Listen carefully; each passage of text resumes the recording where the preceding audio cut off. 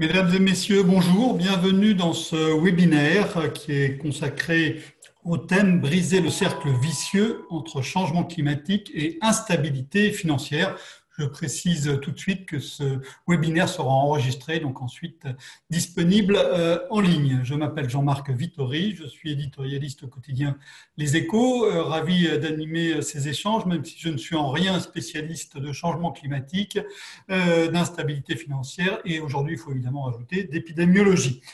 Ce sujet, c'est le titre d'un rapport qui a été publié par Finance Watch, mais c'est aussi à l'intersection de la finance et du climat, c'est devenu un thème majeur depuis 5 ans. À mes yeux, c'est évidemment le discours de Mark Carney en octobre 2015 qui a lancé, enfin pas tellement lancé, mais qui a fait que plus aucun financier ayant un tant soit peu de surface peut dire aujourd'hui qu'il ignorait, qu'il n'était pas au courant, qu'il ne savait pas qu'il y avait là une question essentielle. Donc, débat qui est là depuis 5 ans, qui a été marqué avec un autre événement important qui était la création du NGFS, du réseau pour le verdissement du système financier, il y a bientôt 3 ans, gros travail de réflexion.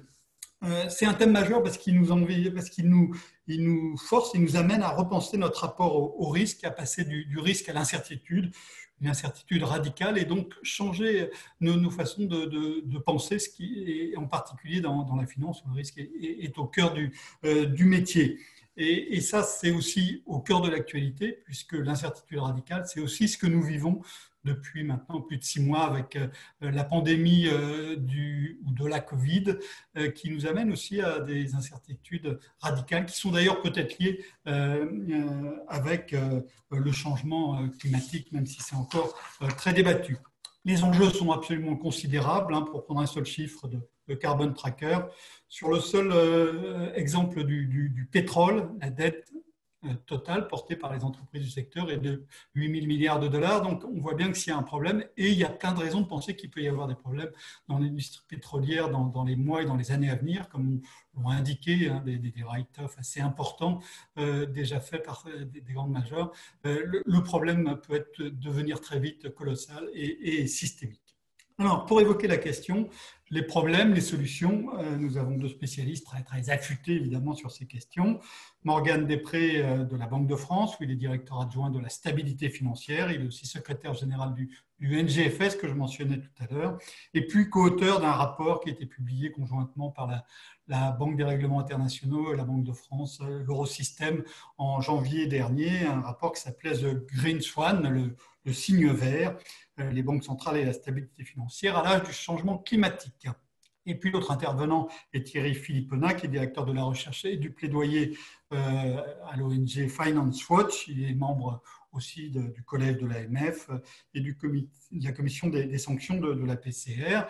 Il connaît d'autant mieux le secteur qu'il a été auparavant, dans une vie précédente, banquier. Et puis, c'était l'un des piliers du rapport de Finance Watch que je citais tout à l'heure, qui était publié en juin 2020, Briser le cercle vicieux. Alors, le mode d'emploi de ces échanges, ça va être très simple. Morgan va commencer, Thierry va continuer, une dizaine de minutes chacun, et ensuite je prendrai les questions que vous pouvez m'envoyer, vous participants au webinaire, que vous pouvez m'envoyer donc par écrit. Vous pouvez même les envoyer d'ailleurs si vous avez un point technique sur l'intervention de l'un ou de l'autre que vous voulez éclaircir immédiatement. Voilà. Et donc, ce webinaire s'arrêtera à 12 heures quand les cloches de Bruxelles indiqueront à Thierry que nous approchons de la fin.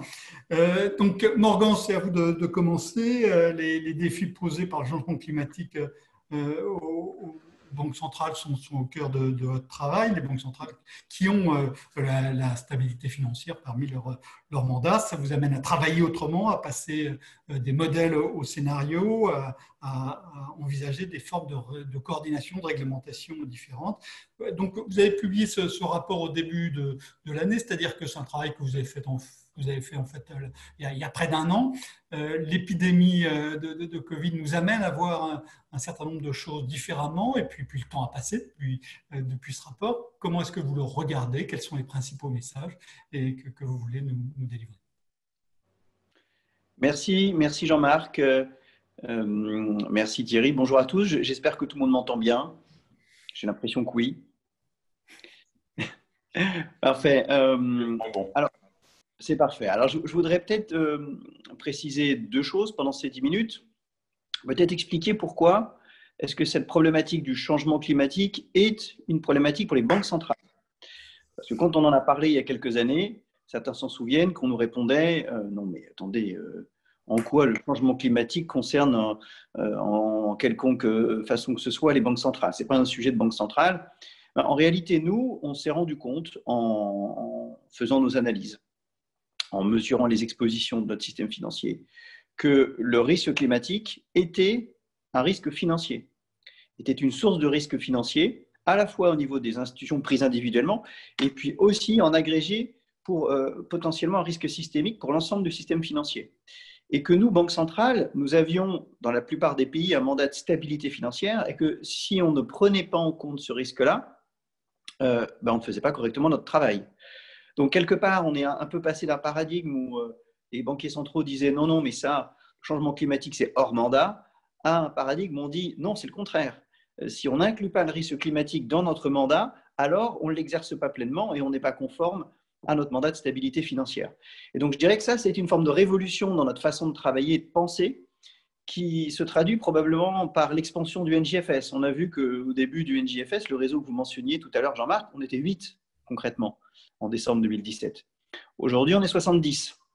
Donc, on voit qu'il y a eu du chemin qui a été parcouru et que progressivement, de plus en plus de banques centrales se disent oui, c'est vrai, il y a une dimension de stabilité financière dans ce risque et je dois arriver à le mesurer, à l'appréhender. Alors, une fois qu'on a dit ça, c'est là où les choses deviennent difficiles parce que vous faisiez référence, Jean-Marc, au rapport Green Swan, le signe vert, le changement climatique en particulier, puis le risque environnemental en général, nous semble avoir un certain nombre de caractéristiques qui le singularisent des autres risques. Alors d'abord, classiquement, dans l'approche de calcul des risques financiers, on part du principe que le risque suit une loi normale, il a une probabilité d'occurrence, on calcule sa probabilité de défaut, la perte moyenne en cas de défaut, et puis à partir de là, on arrive à se couvrir ou à mesurer l'exposition, le coût de l'occurrence d'un risque pour un acteur financier en particulier. Ça, c'est une approche que Nassim Taleb, dans son livre Le Signe Noir, a critiqué en disant « Mais non, cette approche-là ne capture pas du tout des risques extrêmes qui ont une probabilité d'occurrence très rare, mais avec un impact très important. » Ça, c'est son fameux apport théorique dans Le Signe Noir. Nous, dans Le Signe Vert, ce qu'on dit, c'est qu'au-delà du signe noir, il peut y avoir des signes verts, c'est-à-dire des risques qui effectivement se matérialisent, ne suivent pas une loi normale, ont une probabilité d'occurrence qui peut être relativement moyenne, mais avec des impacts très forts. Et surtout, et c'est la différence, je dirais, avec l'approche du signe noir, c'est que ces risques verts, ce signe vert, on ne peut pas s'en protéger individuellement. On ne peut pas le hedger, pour utiliser du jargon. Pourquoi ? Parce que ce sont des risques qui sont environnementaux, climatiques, et dans lesquels les interactions avec les écosystèmes, avec les milieux naturels, avec les systèmes de météorologie sont tels que le système financier ou qu'un expert financier seul ne pourra pas les pricer et s'en protéger. Alors concrètement, la difficulté avec ce risque climatique et ce signe vert, c'est que les modèles macroéconomiques ou des modèles d'analyse classique ne le capturent pas bien. Le capturent pas bien tout simplement parce qu'on n'est pas dans une logique où on peut prévoir et dire, voilà, je peux dire qu'à l'horizon de telle année, le risque a telle probabilité d'occurrence de se matérialiser et la température a telle probabilité d'être à tel niveau. Ça, c'est quelque chose qu'aujourd'hui, en l'état de nos connaissances, on ne peut pas savoir. En revanche, ce qu'on peut faire, c'est travailler sur la base de scénarios, imaginer différentes hypothèses possibles. Et c'est tout le principe de cette analyse de scénarios. On essaye de se dire, sortons de cette approche où on ne veut prédire, essayons plutôt d'être dans une approche où on veut essayer d'identifier différentes possibilités et puis voir quelles sont les expositions du secteur financier en fonction de ces différentes possibilités. C'est la fameuse analyse de scénarios. Et c'est un travail qui est assez compliqué à mettre en place, effectivement, puisque quand vous voulez développer des scénarios, il faut que vous intégriez à la fois les variables non financières, certaines vulnérabilités qui sont liées aux risques physiques, des risques de transition, que vous ayez aussi des scénarios en termes de quelles seront les réponses des autorités au risque climatique. Est-ce qu'il y en aura, est-ce qu'il n'y en aura pas? Est-ce qu'elle sera plutôt précoce? Est-ce qu'elle sera plutôt tardive? Et puis, par ailleurs, il faut aussi que vous réfléchissiez en termes de technologie. Est-ce qu'à un moment, vous aurez des technologies qui permettront de réduire l'émission de carbone, oui ou non? Donc, on met tout ça dans des scénarios. C'est ce qu'a essayé de faire le NGFS. Alors, évidemment, on n'affirme pas qu'on a trouvé la pierre philosophale, mais c'est certainement une manière de travailler qui est complémentaire de l'obligation de transparence, c'est-à-dire de publication des expositions. C'est en fait les deux outils que les superviseurs ont à la main. C'est soit la partie transparence, publication, qui donne une vision assez statique des choses, les expositions des institutions financières telles qu'elles sont aujourd'hui, et puis une approche plus dynamique avec cette approche par scénario où on essaye de se projeter sur 2, 3 hypothèses. On a bien conscience qu'avec ces deux types d'instruments, on n'a certainement pas épuisé le sujet, mais on espère en tout cas contribuer, apporter notre petite pierre à la réflexion, sachant que bien entendu, c'est un problème qui est bien plus complexe qu'uniquement une question de risque financier, ça inclut tout un tas d'autres configurations, et c'est précisément ce qu'on dit, et je conclurai cette première intervention là-dessus, dans le Green Swan, c'est que pour que ça fonctionne, il faut une approche coordonnée. Il faut que les superviseurs, les banques centrales, mais aussi les autorités fiscales, mais aussi les autorités scientifiques, travaillent tous ensemble pour qu'on arrive à articuler une réponse réglementaire qui ait du sens. Voilà, j'en reste là, Jean-Marc, et évidemment, je suis à la disposition de vous tous pour les questions et le débat tout à l'heure. Peut-être pour faire la transition avec ce que va dire Thierry, dites-nous-en un petit peu plus sur le versant prudentiel. Quels sont l'état des réflexions que vous avez eues et peut-être comment elles ont évolué depuis 6 mois?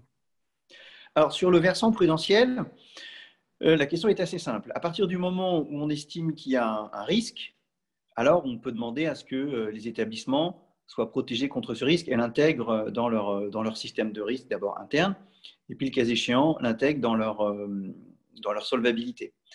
Alors la principale difficulté, c'est que aujourd'hui, on calcule les exigences prudentielles selon une approche qui n'est pas du tout adaptée à la capture de risque climatique. On regarde en fait des séries historiques d'occurrences de risque et en fonction de ça, on se projette ensuite à un horizon d'1 an et on dit, quand je regarde la série historique de ces X dernières années, je vois que le risque s'est matérialisé à tel horizon et pour tel montant, et donc il faut que les exigences prudentielles soient à tel niveau. Là, on n'est pas en mesure de faire ce calcul-là.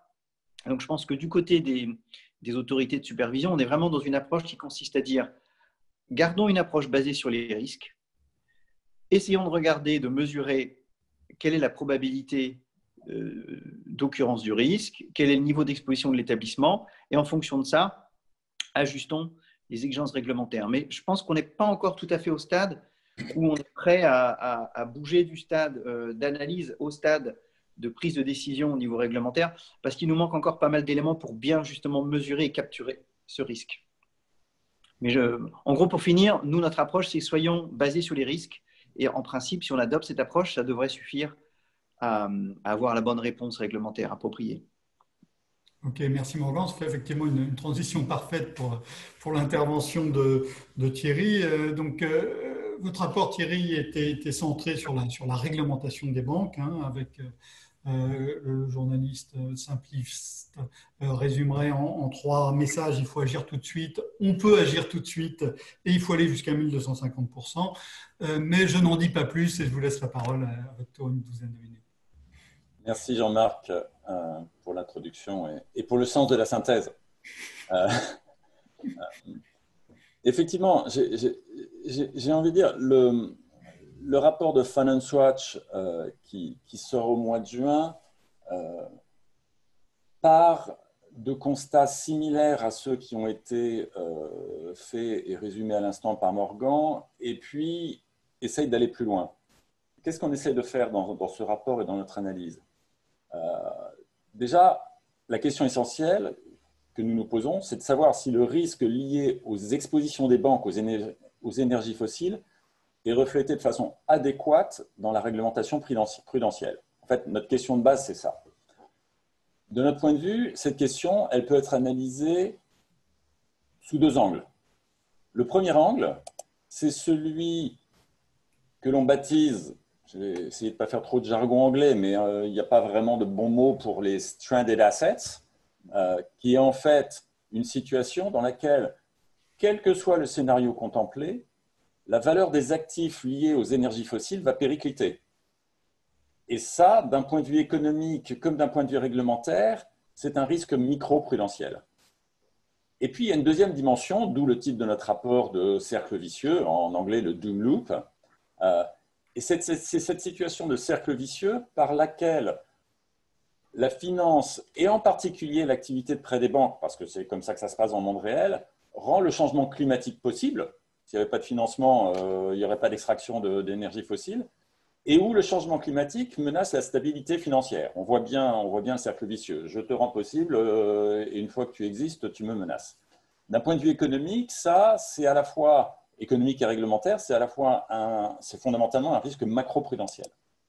Bon, les chiffres, il y a plein de chiffres qui permettent d'illustrer la situation. Jean-Marc, vous disiez en introduction, une exposition de 8 000 milliards de dollars au seul secteur du pétrole du système bancaire global. Sur ces 8 000, il y en a 2 700 milliards qui ont été accordés dans les 4 années qui ont suivi les accords de Paris. Et puis, pour reprendre la thématique des stranded assets, pour montrer combien elle est réelle, elle est concrète, ce n'est pas une théorie, au mois de juin, BP comme Shell annoncent respectivement des dépréciations d'actifs de 17 milliards et demi et de 22 milliards de dollars. Donc, on est vraiment dans cette situation. Donc, nous, en regardant l'exposition des banques aux énergies fossiles, du point de vue du risque, et il est très important, on est totalement aligné avec ce que font les banques centrales de ce point de vue-là, c'est que pour nous, c'est une question d'approche par les risques. Nous ne croyons absolument pas que la réglementation prudentielle devrait avoir une optique d'outil de politique économique. Par contre, c'est son travail, c'est sa fonction, c'est sa mission de traiter des questions des risques. Donc, par une approche par les risques, on se pose la question de savoir si une dégradation du secteur des énergies fossiles pourrait rendre irrécupérable une partie importante des prêts qu'on vient d'évoquer, on a vu les chiffres, et si les pertes qui frapperont le secteur bancaire à ce moment-là peuvent impacter en cascade le système financier, autrement dit, provoquer de l'instabilité financière. Il y a aujourd'hui une reconnaissance générale, mais Morgan en a parlé de façon beaucoup plus autorisée que moi par les banquiers centraux et les superviseurs, notamment le NGFS qu'il contribue à piloter, que ce changement climatique menace la stabilité financière. Un énorme travail est fait par les régulateurs, par les superviseurs, par les banquiers centraux sur le sujet, et c'est absolument fondamental de le continuer. Pour autant, et ça c'est notre travail chez FinanceWatch, nous nous devons de dire que ce travail, pour indispensable qu'il soit, et je pèse mes mots quand je dis qu'il est indispensable, et qui plus est, sans rentrer dans la flagornerie, il est fait avec un niveau de qualité tout à fait remarquable, ne sera pas suffisant pour traiter la question.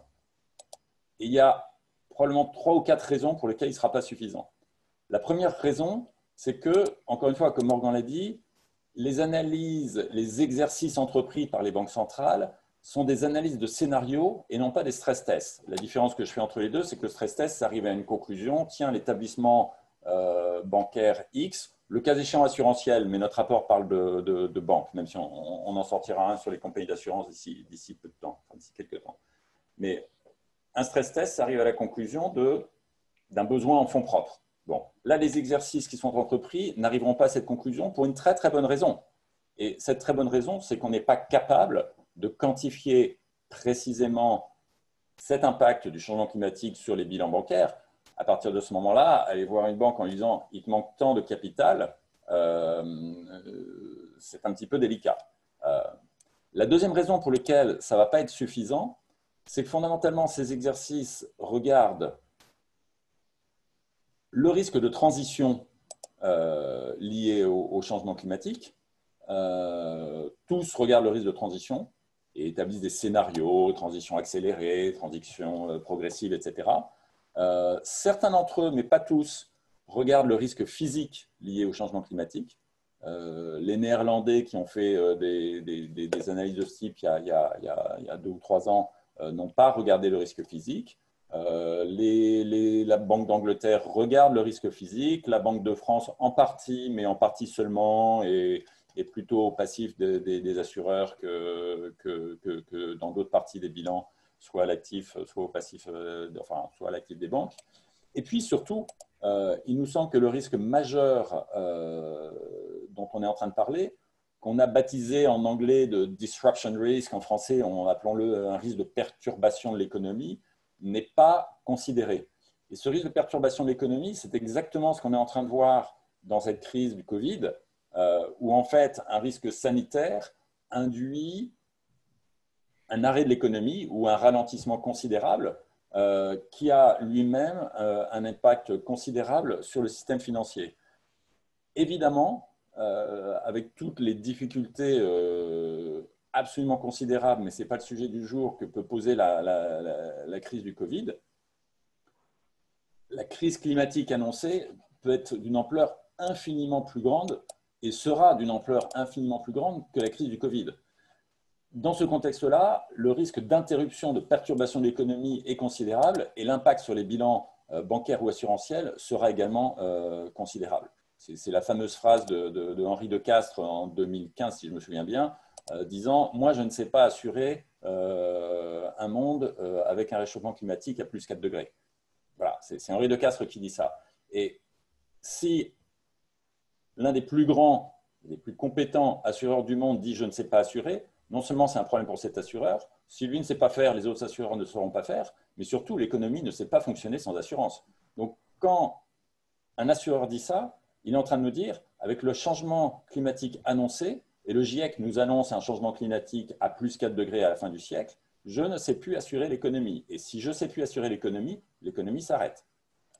Donc là, on a quelque chose d'énorme et qui n'est pas possible de quantifier. Parce que, fondamentalement, on est dans cette incertitude radicale qui a déjà été évoquée. Et puis surtout, la quantification d'un impact, ça passe par l'utilisation d'un modèle. Faisons simple, disons que nous avons de très bons modèles, sur complexe, mais admettons, mais surtout, on n'a pas les données, parce que par définition, on est en train de regarder un événement qui est devant nous et pas derrière nous, donc on n'a pas les données pour pouvoir quantifier correctement. Donc, nous sommes donc devant le paradoxe, et là, à la fois je reprends et je taquine Morgan sur ce sujet, de superviseurs qui reconnaissent l'impossibilité de quantifier ce dont on est en train de parler, mais qui en même temps attendent le résultat de cette impossible quantification pour agir. Donc, chez Finance Watch, comme on a une approche d'essayer de trouver les solutions, nous disons très très simplement, eh bien, si l'approche quantitative ne fonctionne pas, essayons de raisonner en cohérence et en qualitatif. Et la cohérence et le qualitatif, c'est la réglementation prudentielle. Donc, il y a un règlement européen sur les exigences prudentielles, si je raisonne dans le cadre européen, en anglais le CRR, Capital Requirements Regulation. Et cette réglementation, elle nous dit quoi? Elle nous dit que, dans un article numéro 128, que si un actif présente un risque de perte élevé ou si les cash flows futurs sont difficiles à prévoir, alors le règlement sur les exigences prudentielles demande à ce que cet actif soit pondéré à 150% de sa valeur pondérée par les risques, à 150%. On sait que la pondération par les risques normale, lambda, c'est 100%. Et là, le règlement nous dit, si c'est particulièrement risqué ou difficile à prévoir, pondéré à 150%. Nous disons, dans un contexte de stranded asset, j'ai résumé la thématique tout à l'heure, il est évident qu'à tout le moins, on devrait pondérer les expositions aux énergies fossiles à 150%. Pour mémoire, le private equity ou l'immobilier dit spéculatif est pondéré à 150%. Je ne suis pas sûr qu'un actif d'énergie fossile ne le soit pas également.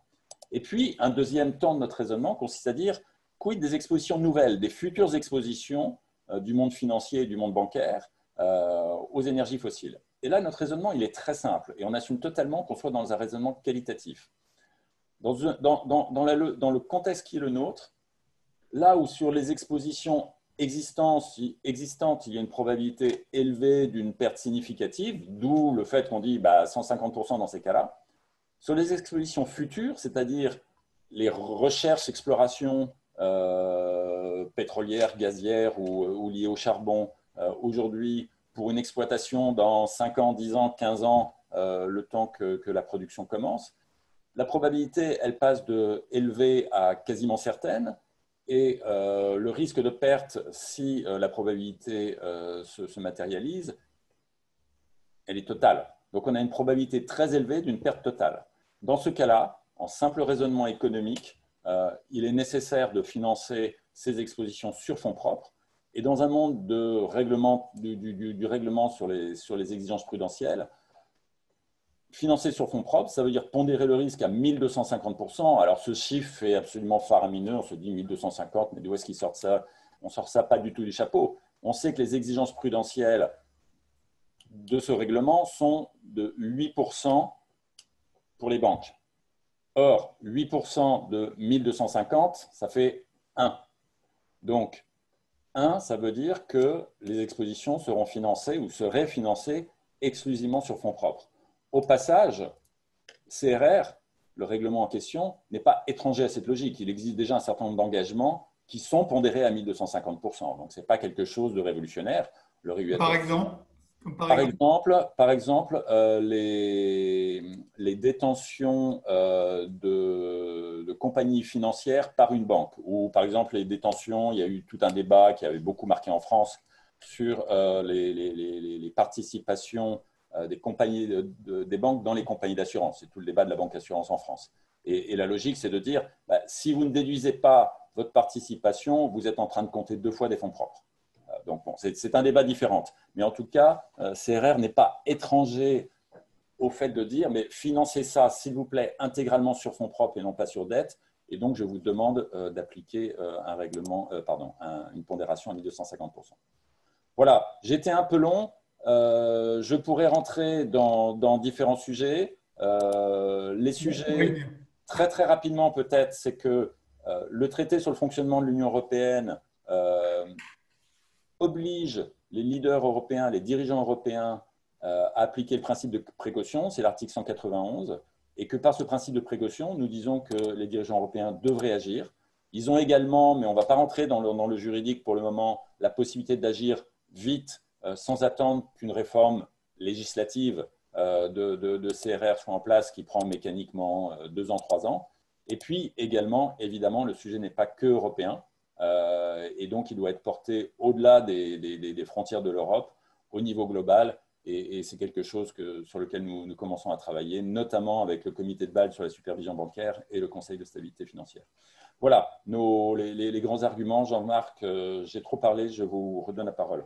Je vais redonner tout de suite la parole à Morgan pour dire comment il réagit par rapport à ces 2 propositions, de couvrir sur fonds propres les nouveaux investissements dans le fossile et de couvrir à 150% existants, comme c'est déjà fait dans d'autres domaines. Comment vous réagissez? Vous disiez tout à l'heure, c'est peut-être trop tôt. Il faudrait peut-être aussi que vous élargissiez un peu la réponse sur quand est-ce qu'il faudra agir, quoi. Merci Jean-Marc. Et merci Thierry. Non, il y a mon opinion personnelle sur le sujet, et puis après, il y a le positionnement institutionnel de notre maison sur ces propositions. Bon, ce qui est certain, c'est que là où Thierry a un point, c'est que on ne peut pas se permettre d'attendre d'avoir une connaissance parfaite des expositions, une mesure particulièrement précise du risque pour agir, parce que si on fait ça, ce sera déjà trop tard. Donc, de ce point de vue-là, on est complètement d'accord. Après, la question, c'est quel est le bon instrument pour le faire. Je pense que si on est cohérent avec notre approche basée sur les risques, une approche d'alourdissement de la charge prudentielle est certainement la bonne façon de faire. Après, il y a différentes façons de le faire. Alors, tout à l'heure, Thierry mentionnait la possibilité d'avoir des surcharges à 150%, 1250. C'est une possibilité. L'autre approche, c'est d'utiliser, peut-être de manière progressive, les différents outils qu'on a, sans passer tout de suite sur du pilier 1. On peut imaginer, alors c'est notre jargon, mais qu'on oblige d'abord les banques à publier l'intégralité de leurs expositions aux énergies fossiles ou à différents types de secteurs qu'on estime risqués, en imposant un niveau de granularité particulière. Là, en faisant ça, ce qu'on espère, c'est que les investisseurs l'intégreront dans leur pricing. Donc, on espère susciter de la discipline de marché, c'est la première étape. Et puis après, la deuxième étape, c'est que les superviseurs ont aussi la possibilité d'utiliser ce qu'on appelle le pilier 2 dans notre jargon, c'est-à-dire qu'au-delà de la première exigence de base applicable à tous, le superviseur peut, en fonction du profil de risque particulier de l'établissement, imposer des exigences en capital supplémentaire. Et ça, c'est probablement un instrument qui est plus souple que de passer par un pilier 1 ou une réglementation, qui est plus adapté au profil de risque des établissements, puisqu'on voit que tous les établissements ne sont pas exposés de la même façon au risque climatique. Et 3, qui est assez rapidement applicable, puisque aujourd'hui, déjà, le superviseur, en tout cas en Europe, le SSM, a la main pour faire ce type de choix et d'imposer des exigences.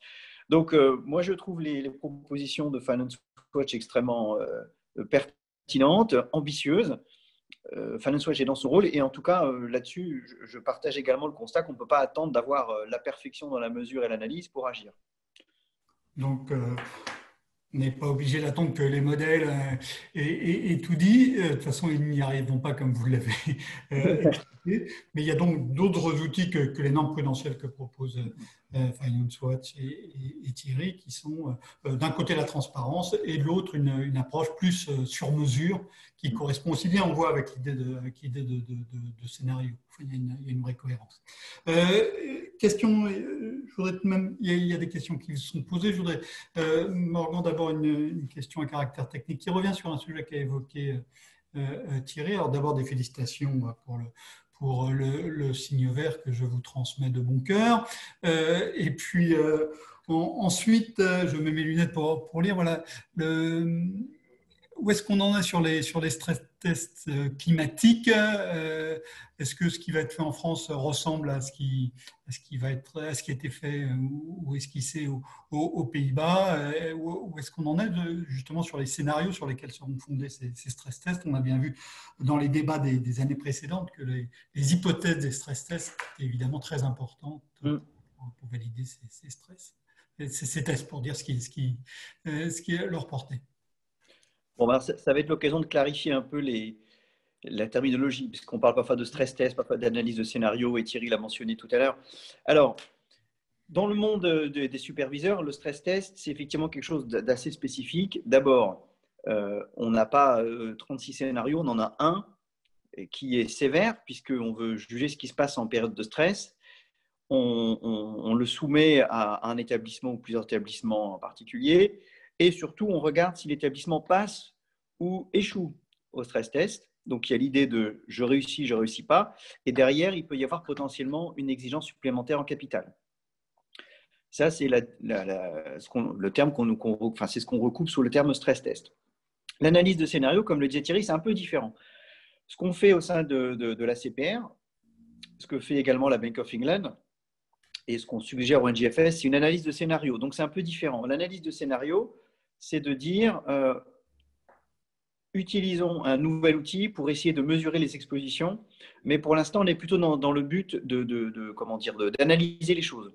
Le résultat de l'analyse de scénario, ce ne sera pas tel établissement réussit, tel établissement ne réussit pas, et il n'y aura effectivement pas à la fin de demande d'exigence en capital supplémentaire. Au niveau de la CPR, on est plutôt sur une approche où on veut voir ce que ça donne si on essaye d'appliquer des scénarios.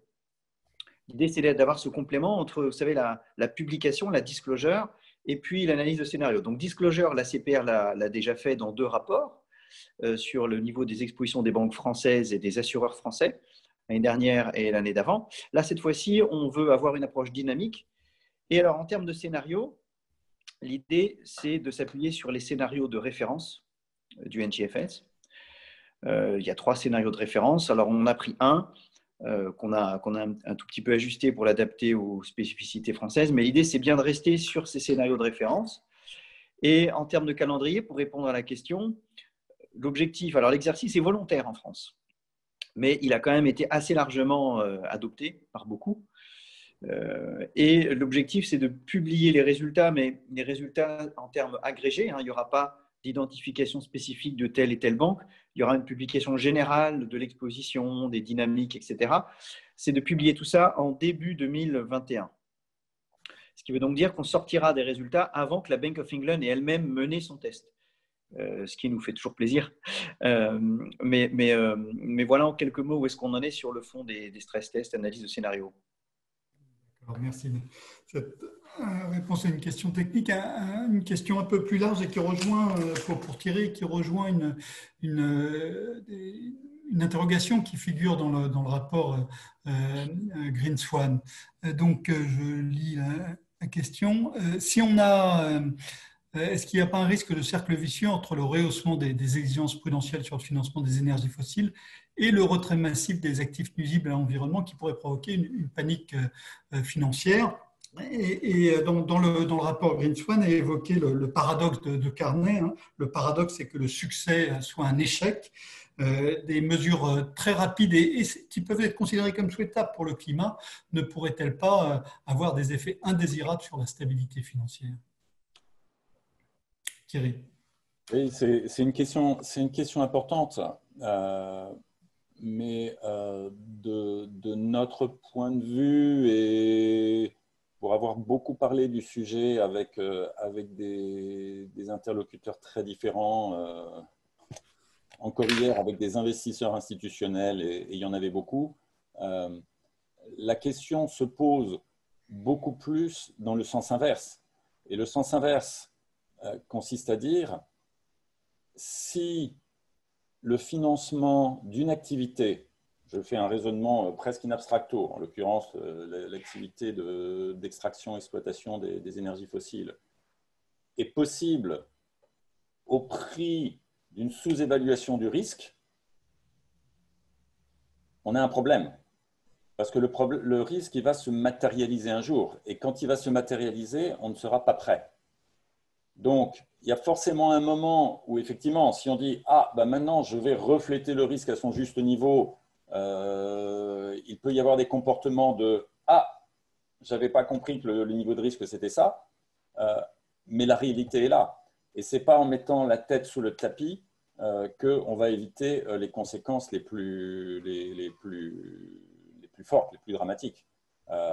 Et c'est aussi là que, et je me permets de relier ça avec le point précédent, notamment celui que faisait Morgan tout à l'heure sur, donc dans le jargon pilier 1, pilier 2, pilier 1 pour les non-spécialistes, c'est la loi ou les règlements européens, et pilier 2, c'est le dialogue des superviseurs avec les banques dans le cadre de leur supervision, et puis on adapte de façon idiosyncratique. Les deux, c'est absolument pas exclusif l'un de l'autre. C'est absolument pas exclusif l'un de l'autre, évidemment, parce que l'exercice de supervision et donc de dialogue et donc d'intelligence, j'ai envie de dire au sens premier du terme, c'est-à-dire comprendre la situation spécifique d'un établissement bien particulier, c'est quelque chose d'indispensable et on a un système dans l'Union européenne qui a une vraie cohérence à ce niveau-là et qui va d'autant mieux se passer qu'il y a des règles du jeu qui sont importantes. Donc voilà, ça c'est quelque chose qui est important. Alors, la question voilà, que vous posez, elle est aussi liée au fait que, voilà, comme on l'a vu, l'analyse de scénario, pour extrêmement importante et indispensable qu'elle soit, ne mènera pas à l'action. Et on n'a pas la possibilité d'attendre. On n'a pas le luxe de pouvoir attendre parce que voilà, il y a tout un processus qui a été enclenché avec l'autorité bancaire européenne, etc., qui va revenir, si j'ai bonne mémoire, en 2025 avec des estimations. Je peux me tromper, non, je suis presque sûr que c'est 2025. Et puis après ça, on verra si le législateur européen s'empare de la question. Donc ça veut dire que peut-être on a une réglementation en 2027-2028 qui peut-être s'appliquera en 2030. Donc on vient juste de perdre 10 ans dans un contexte où on a un budget carbone qui est compris entre 10 et 15 ans. Donc voilà. Donc oui, il y a des questions, mais en le faisant bien et en le faisant de façon très ordonnée, coordonnée, avec une bonne communication, ça se gère très bien. J'étais très frappé hier dans cette interaction avec beaucoup de très gros investisseurs institutionnels que visiblement, ça, ce n'était pas une question qui les stressait plus que ça. Et entre agir à 10 ans, comme vous le disiez, ou agir dès demain, on peut avoir aussi toute une graduation. On a bien vu quand il y a eu les exigences de fonds propres après la crise financière de 2008, que ces exigences, elles n'ont pas été du jour au lendemain. Il y a eu tout un calendrier, il y a eu toute une...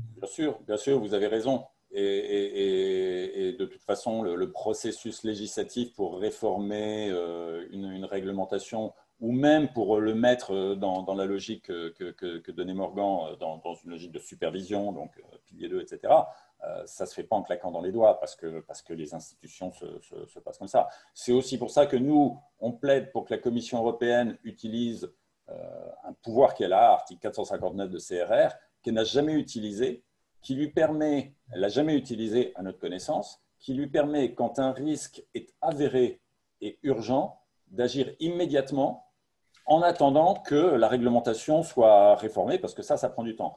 Et nous, ce qu'on dit, c'est très simple.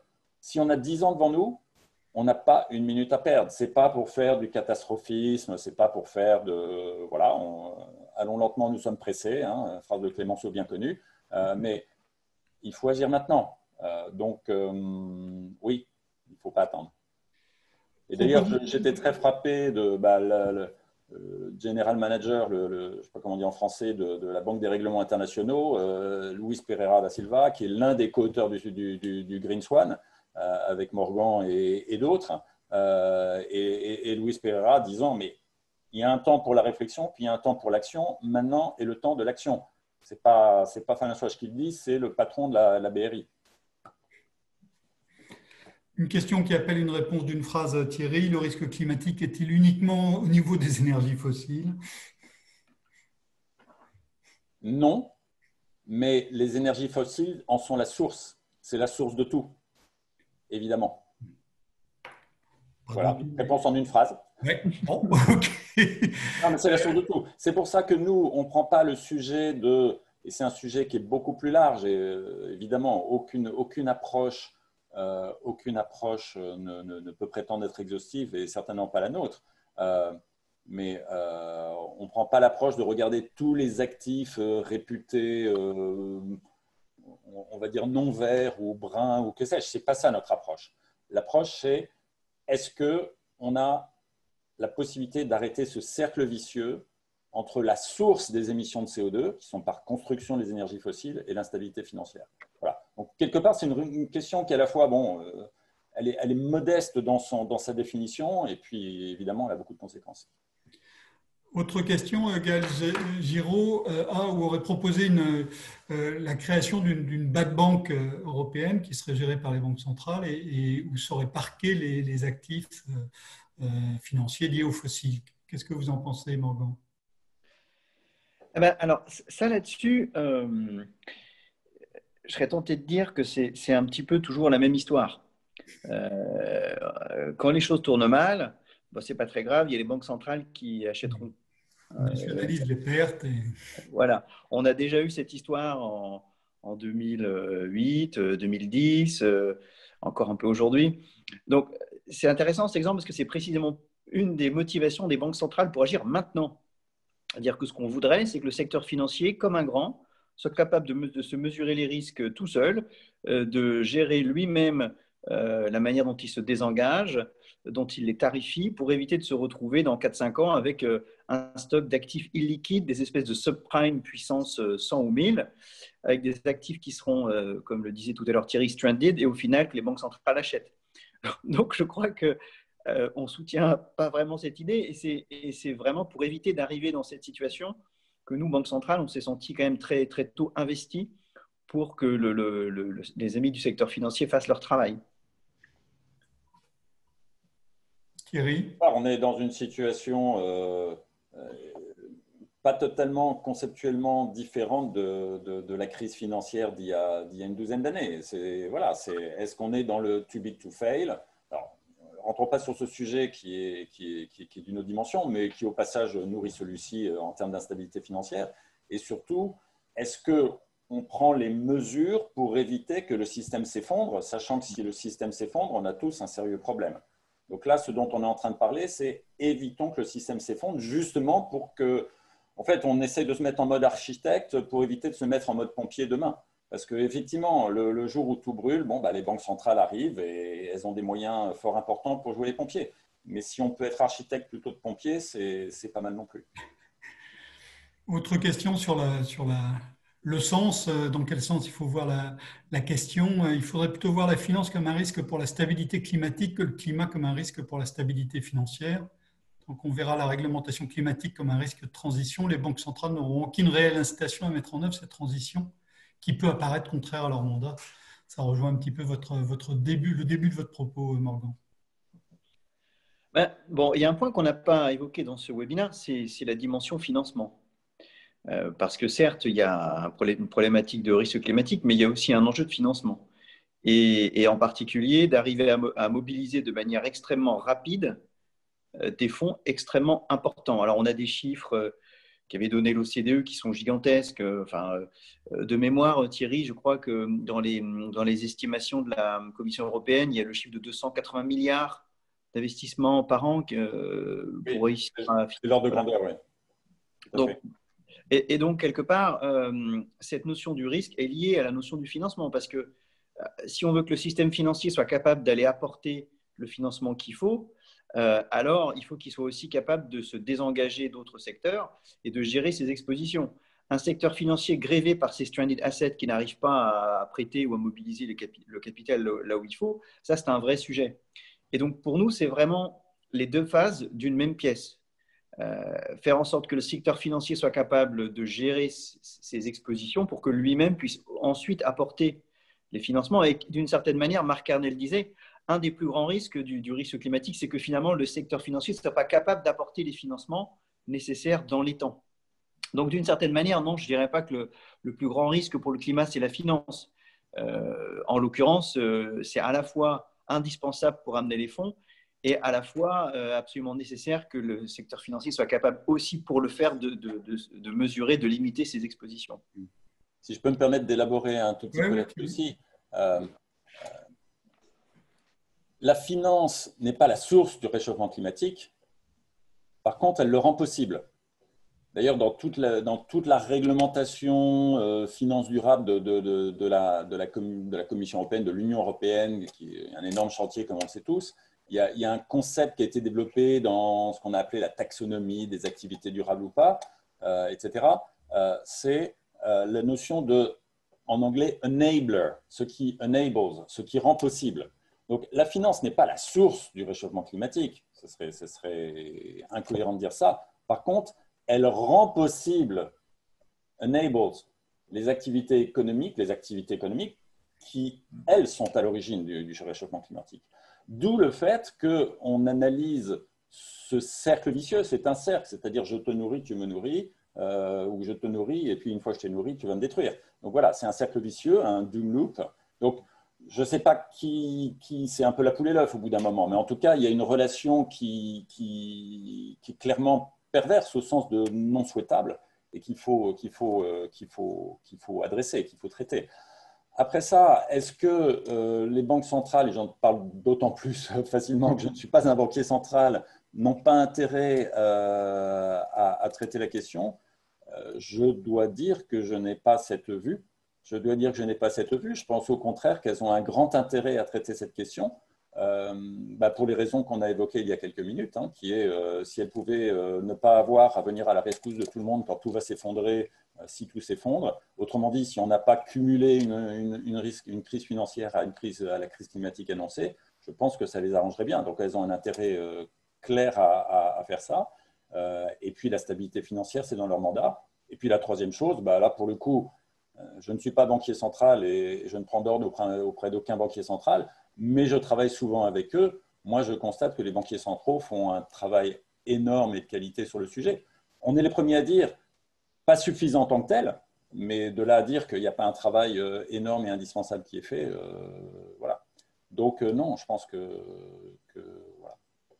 Quelles sont autres questions très différentes, quels sont les arguments qui pourraient convaincre les politiques, puisque les mesures que vous proposez doivent avoir derrière un soutien politique, Thierry. Quels sont les arguments qui seraient capables de faire avancer vos propositions dans le monde politique avec son horizon qui n'est pas forcément celui qu'on a sur les questions climatiques? Quand on travaille avec le monde politique, il y a le rationnel et puis il y a effectivement la dynamique politique qui n'est pas que rationnelle. Ce qui me frappe, donc ce rapport est sorti début juin, c'est le travail de Finance Watch d'être sur le terrain avec les responsables politiques, donc en gros commission, conseil et Parlement, les représentations permanentes des pays de l'Union européenne à Bruxelles, on en a rencontré beaucoup. Ce qui me frappe beaucoup, c'est que les arguments techniques, on peut toujours débattre, hein, évidemment, mais sont peu contestés. Et puis après ça, il y a « Ah oui, mais dans le monde réel, vous savez, on a nos contraintes, etc. » Clairement, un certain nombre de pays ne veulent pas entendre parler, quoi qu'il arrive, d'augmentation du niveau de fonds propres, même sur des actifs bien précis et même pour des avec une rationalité du niveau des fonds propres des banques. D'autres ne veulent pas que quoi que ce soit sur les énergies fossiles puisse empêcher l'extraction des énergies fossiles. La dynamique pour changer ça, c'est de discuter, de réfléchir, et ça, on a une certaine expérience, ça fait 10 ans qu'on fait ça à Bruxelles, c'est de discuter, c'est ce qu'on est en train de faire ce matin. Quelle est la rationalité pour convaincre? Bah oui, il faut convaincre. Et puis montrer l'urgence. Et puis après ça, passer les choses à un certain niveau politique, mais au sens le plus noble du terme, qui est de dire bah, nous sommes en démocratie, le mandat des responsables politiques vis-à-vis du peuple qui les élit, c'est quand même de les protéger. Le fameux principe de précaution du traité sur le fonctionnement de l'Union européenne, s'il est avéré que les leaders de nos pays ne suivent pas ce principe de précaution, il y a quand même une question qui doit être traitée. Donc voilà, ça c'est une dynamique qui est complexe. Hein. On est hautement conscient du fait que les choses ne se font pas du jour au lendemain, mais on est en train de traiter d'une question qui est tellement fondamentale et qui est littéralement vitale pour nous tous que si on ne le fait pas, on a tous une responsabilité collectivement qui est absolument considérable. Et puis, et c'est là que le sujet est énorme, il faut aller au-delà des frontières de l'Union européenne. Parce que sur les 35 plus grandes banques qui financent l'énergie fossile, il y en a 11 qui sont dans l'Union européenne. J'enfonce une porte ouverte, il y en a donc 24 qui ne le sont pas, qui sont des banques américaines, canadiennes, chinoises, japonaises, britanniques et suisses, fondamentalement. Peut-être oublier un pays, mais je ne pense pas. Voilà. Donc, il y a aussi ces 24-là, qui d'ailleurs sont les plus grosses. Celles de l'Union européenne, il y en a certaines qui sont très significatives, mais les plus grosses ne sont pas de l'Union européenne. Donc, le sujet n'est pas que l'Union européenne. Donc, nous, par exemple, on est en train de travailler avec un réseau qui travaille sur des sujets similaires aux États-Unis, où le rapport est très, très, très bien reçu. Un certain nombre de commentaires qui montraient que, voilà, dire, ah, mais il faut qu'on applique la même logique au niveau américain. Donc, après ça, le monde est complexe et puis les dynamiques politiques de chaque zone sont ce qu'elles sont. Donc, ce n'est pas fait, mais il faut qu'il y ait cette prise de conscience simultanée, j'ai envie de dire, des techniciens, des citoyens et des responsables politiques pour dire est-ce qu'on a une vraie question et est-ce qu'on la regarde en face? Ou est-ce qu'on va droit dans une situation où on va cumuler une nouvelle crise financière absolument majeure à la crise climatique annoncée qui risque déjà de ne pas être spécialement plaisante? Voilà. Et c'est un travail, tout à l'heure je disais, vous m'avez poussé sur le sujet que c'est très urgent, bien sûr, mais j'ai conscience que je serais fort étonné que l'affaire soit bouclée pour Noël, quoi, pour le dire très, très pudiquement. Mais pour autant, il faut bouger.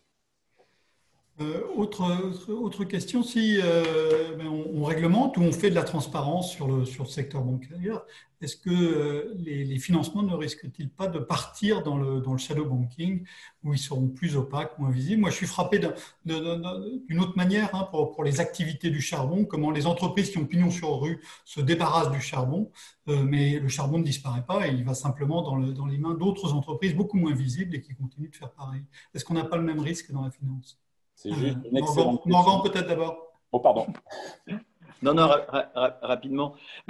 Ça tombe bien, je voulais justement réagir aussi sur ce que disait Thierry. Ouais. Et donc, ça recouvre aussi cette même question. Dans le fond, je ne suis pas moi-même banquier ni asset manager, mais on les rencontre souvent. Je crois que beaucoup ont compris que c'est leur intérêt de changer et que c'est aussi une opportunité pour eux de faire du business différemment, d'avoir du rendement, de s'éviter de se prendre des paumes de 17 ou 22 milliards. Enfin, je pense que c'est l'intérêt de beaucoup de gens de changer. Et donc, quand on est politique, qu'on discute avec des représentants du secteur financier, je pense que tous ne sont pas fermés à ce qu'on évolue de manière assez significative sur ces sujets-là. Et donc aussi, c'est un moyen de convaincre, parce que je pense qu'il y a des gens au sein de l'industrie qui sont de bonne foi et qui sont prêts à agir. Pour répondre à votre deuxième question, oui, c'est vrai que c'est l'éternel. Alors ça, c'est l'éternel, j'allais dire tarte à la crème, hein, de la profession bancaire. Lorsqu'on menace d'introduire des nouvelles exigences, on nous rétorque, mais il y aura un arbitrage vers le shadow banking. Alors certes, peut-être, mais ça, c'est pas quelque chose qu'on a forcément documenté, en tout cas de notre côté. D'abord, et puis par ailleurs, les gestionnaires d'actifs sont aussi soumis à des réglementations, en particulier en matière de transparence. Et ils sont eux-mêmes soumis aussi à une exigence de rendement. Et ce qu'on a pu voir, en tout cas, alors il faut voir comment ça se vérifie, mais pendant la période de turbulence, il y a la crise Covid, il y a eu en tout cas un meilleur comportement des valeurs ESG et plus généralement des valeurs soutenables versus les autres.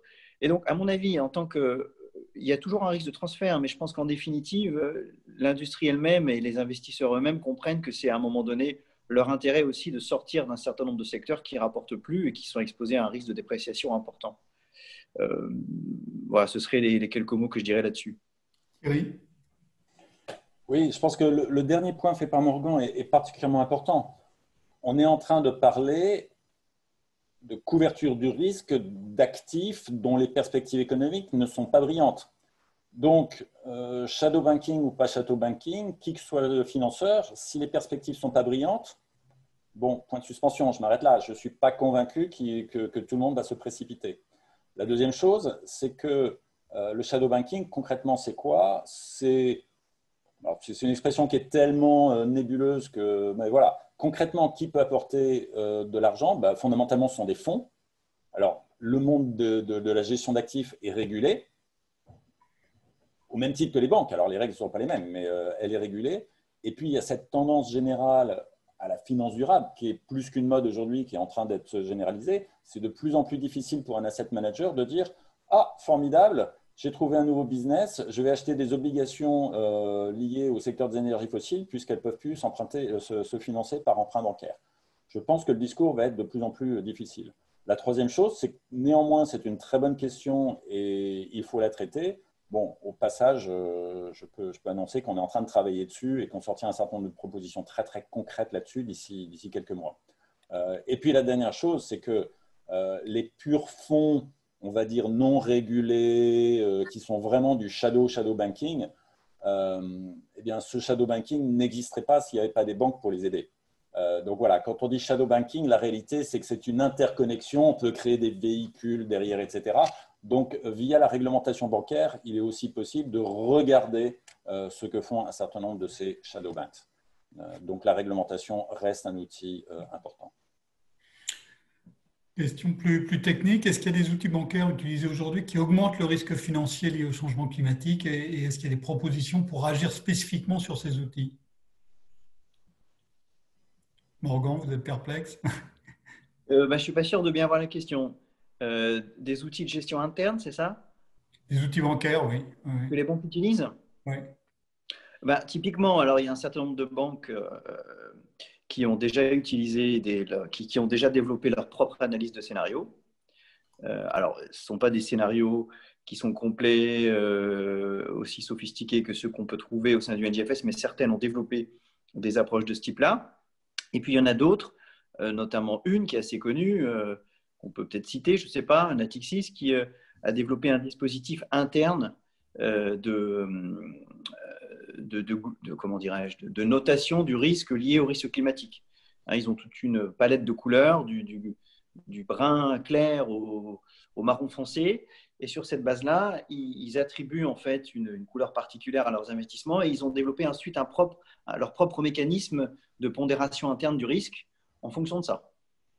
Donc voilà, oui, il y a des approches qui sont mises en place. Certaines sont assez prometteuses. L'approche en particulier de Natixis nous paraît intéressante parce que ça va nous permettre de collecter finalement des données de défaut qui seront classées selon ces niveaux de couleur. Et on espère que ça pourra nous servir ensuite, nous, cas échéant, pour calibrer des instruments réglementaires. Donc oui, il y a des choses qui se font, l'industrie fait des choses, parce qu'encore une fois, c'est son intérêt de mesurer son risque. Une dernière question pour reboucler sur le début de votre intervention, Morgan, sur le mandat de la Banque centrale. Comment le risque de déflation peut-il interagir avec les risques évoqués? On a bien vu que la Banque centrale européenne au début, s'est posé la question de manière assez large. Et puis, aujourd'hui, elle va bien vers l'idée que ce qui se passe sur le climat, ça peut menacer son mandat, sa mission principale. Comment est-ce que vous voyez les enchaînements possibles? Oui, c'est vrai. Au-delà de la stabilité financière, il y a la question de l'impact du changement climatique sur la stabilité des prix. Donc là-dessus, je voulais mentionner un rapport que l'ONGFS a publié en juin, justement, où on a fait une revue de littérature, on a creusé ce qui existait, justement, sur cette question du lien entre stabilité des prix et changement climatique. Mais au-delà, on voit bien que quand on prend quelques exemples, bon, l'exemple le plus connu, c'est la sécheresse d'il y a 2 ans qui a fait baisser le niveau du Rhin et du coup qui a eu un impact sur les prix des matières pondéreuses, les prix des hydrocarbures qui remontaient par le fleuve, sur la production de la chimie en Allemagne qui utilise beaucoup l'eau du Rhin également. Donc oui, concrètement, on est tous en train de comprendre qu'il y a certainement un sujet à creuser. Alors, on n'est pas au même niveau de sophistication et d'avancement que sur la partie stabilité financière, mais c'est clairement sur la table des banquiers centraux, en tout cas au niveau de l'eurosystème. Et concrètement, ça pourrait faire partie des éléments qui seraient intégrés dans la revue stratégique en cours de la BCE. Donc oui, c'est très pertinent et oui, il faut continuer à creuser. Merci. L'heure maintenant touche à sa fin. Je m'excuse auprès des participants, je leur présente mes excuses pour les questions que je n'ai pas pu vous répercuter. Il y en avait sur la notation, il y en avait qui voulaient creuser sur les bad loans et la question de la bad bank. Ce qui me frappe, moi, c'est à quel point le travail conceptuel déjà accompli est important, mais à quel point il va falloir continuer, il va falloir aller beaucoup plus loin sur la nécessité de penser autrement le rapport au risque et puis relier des univers très différents. Il y a des questions aussi sur la forêt, sur l'eau, qui devront rentrer en ligne de compte et donc changer complètement les outils et avec des approches qui sont très différentes, que ce soit celles de banquiers centraux, d'ONG, d'universitaires, de banquiers. Voilà, et donc on aura évidemment sans doute l'occasion de se revoir pour en parler. Merci Morgan, merci Thierry et merci à tous les participants.